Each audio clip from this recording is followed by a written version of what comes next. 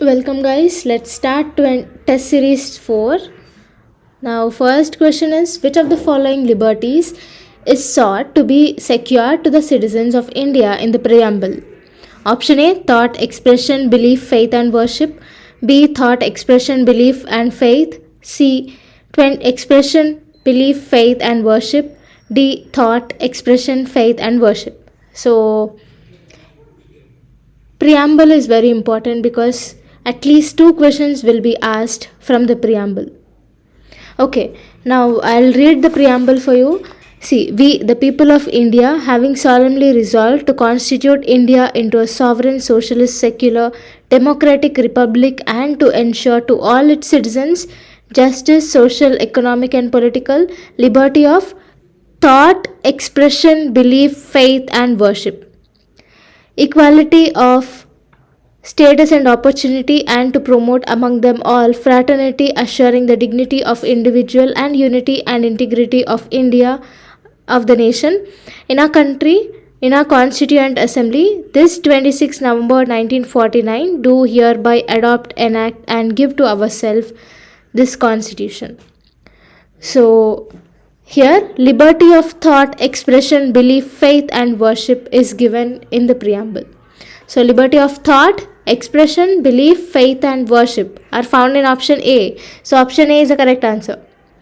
Now, second question, recommendations for the 15th Finance Commission are valid from option A, 1st April 2021 to 31st March 2026. Option B, 1st January 2021 to 31st December 2026. Option C, 1st April 2022 to 31st March 2027. Option D, 1st January 2022 to 31st December 2027. Here, it is from 1st April 2021 to 31st March 2026. So, option A is the correct answer. And Finance Commission article is 280. Okay. Now, the present chairman of Finance Commission is N.K. Singh. Okay, now here the correct answer is option A. Third question is, which of the following body is concerned with the interstate relations or constitutional? Option A, Water River Dispute, River Water Tribunal. Option B, Interstate Council. Option C, Zonal Council. Option D, Zonal Tribunals. So here, Interstate Council is described in Article 263. Okay, so option B is the correct answer. In Article 263, Interstate Council was specified. So here, coming to option A, River Water Tribunal is not constitutional body, and Zonal Council is not constitutional body, but it is a statutory body. They are established by an act of parliament, that is State Reorganization Act of 1956. That means under State Reorganization Act 1956, zonal councils were established as a statutory body. Now, zonal tribunals are the extra constitutional bodies. Here, how many zonal councils are there in India? We have 5 zonal councils. They are North Zonal Council, Western Zonal Council, Central Zonal Council, Eastern Zonal Council, and Southern Zonal Council. So we have 5 zonal councils. This is also very important topic, zonal councils topic. So the correct answer for third is option B. Now fourth question, M.M. Punchi Commission was appointed to study center-state relations. Regarding Punchi recommendations, all the following statements are correct except option A, localizing the emergency provisions under Article 355 and Article 356 either to district or part of a district. Option B, deployment of central forces without state consent for a short period. Option C, in appointing the CM, pre-poll alliance should be treated as one political party. Option D, National Integration Commission shall meet once in 2 years. So here all these are correct except option D. Okay, so MM Punchi committee recommended localizing the emergency provisions under Article 355 and Article 356 either to district or part of the district. That means emergency provisions are limited only to part of district if there is any emergency, maybe financial or other disputes. So it can be only limited to part of district also according to Article 355 and Article 356. And now without state consent, central forces can be deployed into the states for a short period. This is also one of the recommendation of MM Punchi committee. And appointing CM, pre-poll alliance should be treated as one political party. It is also one of the recommendation of MM Punchi committee. It studied the appointment of central state relations. Okay, so National Integration Commission shall meet once in 2 years is not recommended by MM Punchi committee. So option D will be the answer. It is not recommended. Now coming to fifth question regarding the composition of the Legislative Council, all following statements are correct except option A, 1/3 of the total number of council shall be elected from the local bodies. Option B, 1/12 of the total number of councils shall be elected by graduates. Option C, 1/12 of total number of council shall be elected by teachers. Option D, 1/13 of the total number of council shall be elected by legislative assembly. So option D is wrong answer. All the above three are correct. Sixth question. The president may appoint a governor of a state as an administrator of an adjoining union territory. Such governor in the administration of union territory shall exercise his functions. Option A, on the aid and advice of his council of ministers. Option B, can administer independently without his council of ministers. Option C, governor can form his choice of council of ministers for aid and advice. And option D, a governor of a state cannot be appointed as an administrator of a union territory. So here option B is a right answer. Now here read once again. The president may appoint a governor of a state as an administrator of an adjoining union territory. So such governor in the administration of union territory shall exercise his functions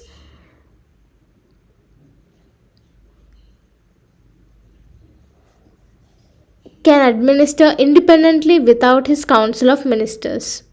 Okay. So all these are wrong. Option B is a correct answer. Now coming to seventh question. Parliament has the power to enact laws with respect to a matter in the state list in the national interest. In this regard, choose the wrong answer. Option A, on the request of two or more states. Option B, legislation for giving effect on international agreements. Option C, both union and state governments have absolute freedom to make laws related to concurrent list.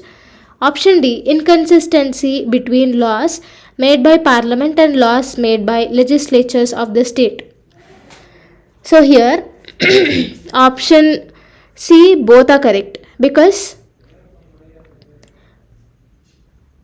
Parliament has the power to enact laws with respect to request of two or more states, legislation for giving effect on international agreement. So both are correct. Okay, now see in which schedule the list of subjects are differentiated as union list, state list and concurrent list. It is in the schedule 7. Okay. Now first list is union list, second is state, and third is concurrent. Remember that.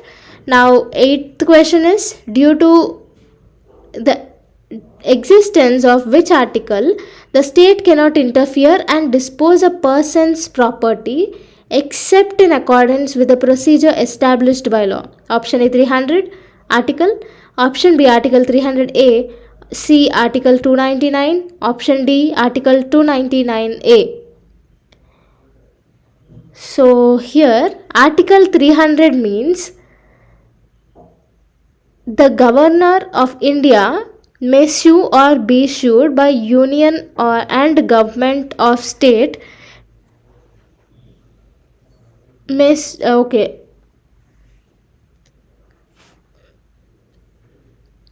So article 300 is related to the suit and being sued of governor. Article 300A, that is the Property Act, that means persons are not to be deprived of property by authority of law. Okay. So article 299 means contracts made in exercise of executive power of union or state shall be expressed to be made by president or governor. This is also not related to property. And article 299A means contracts which are made under executive power of union or state should be made in the name of president or governor. This is also not related to the properties, the person's properties. The only article is option B, that is article 300A. So option B is the correct answer. Ninth question, state government can pass a law imposing restrictions on goods imported from other states. Such laws shall be made in the legislature of the state without the previous sanction of option A governor, B president, C union government, and D interstate council. So it is president. Okay, the laws shall be made in legislature of the state without the previous sanction of governor.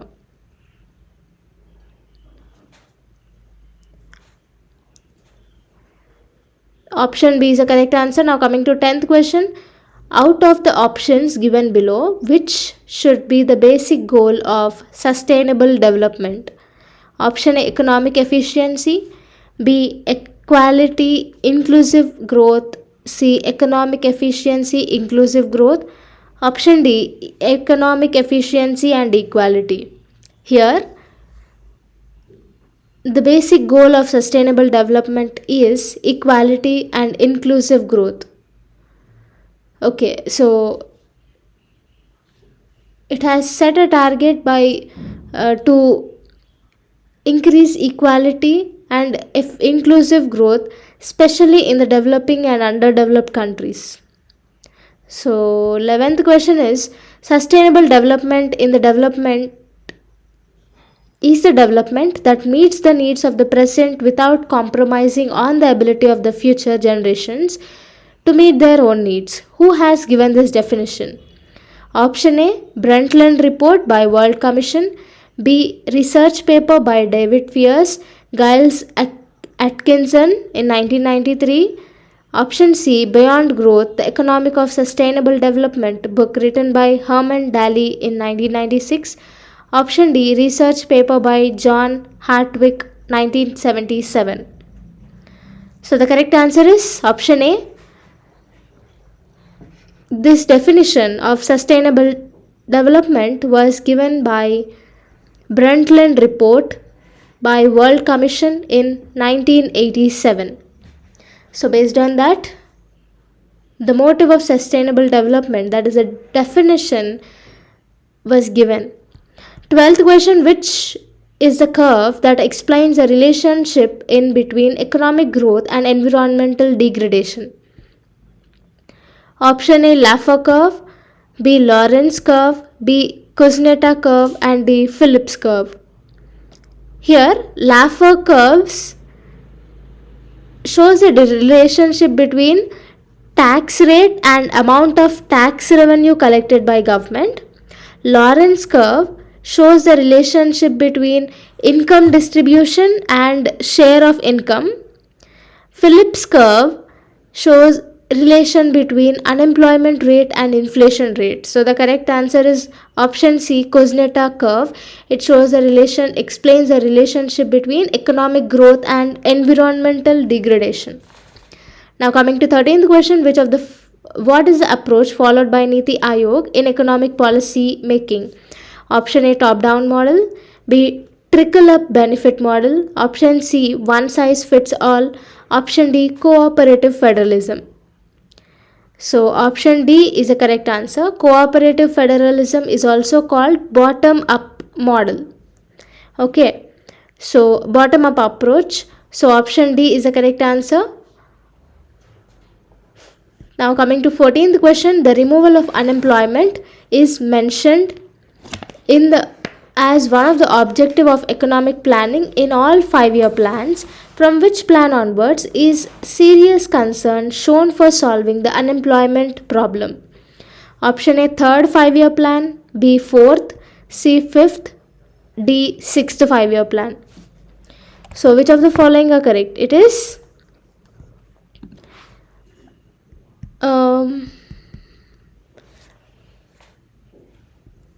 for fifth 5-year plan, a serious concern was shown for unemployment. Okay, so option C is the correct answer. Now coming to 15th question, which sector comprises water supply? Option A, primary sector. B, secondary. C, tertiary. And D, public sector. Here primary sector means it deals with agriculture or anything which produces raw materials. Secondary sector is the distribution or transportation of this thing. So water supply is also comes under secondary sector. Option B is the correct answer. Now tertiary sector means the goods, services. Okay. Now public sector means it is related to government related. So now here 15th question, option B is the correct answer. Now 16th question, among the following national income concepts, find out the correct ones. GDP at market. Option A, GDP at market price is equal to GNP minus depreciation. Option B, GDP at market price equal to GNP at market price minus net income of abroad. Option C, GDP at national price equal to GNP at market price minus net indirect taxes. Option D, net domestic product at market price equal to net domestic product minus net indirect taxes. So here option B is a correct answer, that is GDP at market price equal to GNP at market price minus net income of abroad. So option B is correct answer.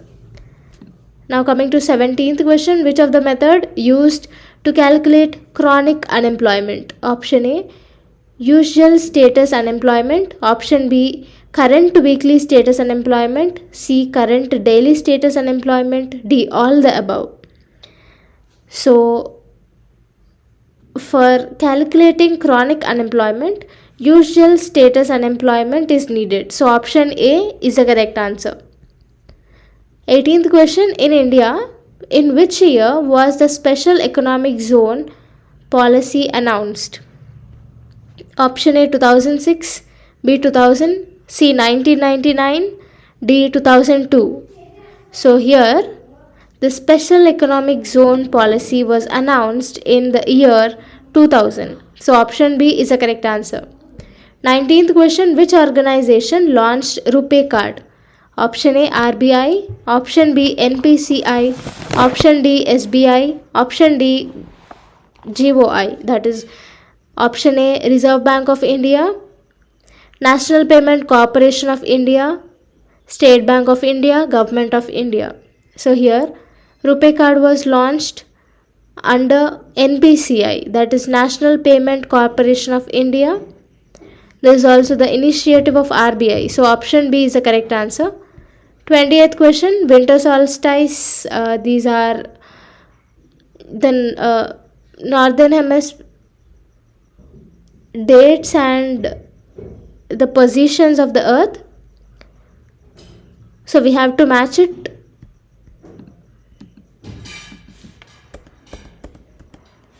So these are the options. So here winter solstice means it will come under in December. So it is December 22, correct. First, the correct pair is correct. Now summer solstice will be in June 21st. Second pair is also matched. Vernal equinox, that is March 21st. It is also matched. Autumnal equinox, that is September 23rd, is also matched. So 1, 2, 3, 4 is the correct answer. Option B will be the correct answer. Now coming to 21st question, the boundary between crust and mantle is Gutenberg discontinuity, option B Mohr discontinuity, option C Conrad discontinuity, and option D Suez discontinuity. So here it is Mohr discontinuity. The boundary between the crust and mantle is Mohr discontinuity. Now here Gutenberg discontinuity occurs within the Earth's interior at depth of 2900 kilometers below the Earth's surface, and Conrad discontinuity is a transition zone between upper and lower part of lithosphere. So option B for 21st question is the correct answer. Now coming to 22nd question, the bottom topography of an ocean can be shown by option A hydrostatic curve, B altimetric curve, C hypsometric curve, and D holometric curve. So the correct answer is hypsometric curve. It shows a bottom topography of the ocean. So here hydrostatic curve is used to calculate ship stability.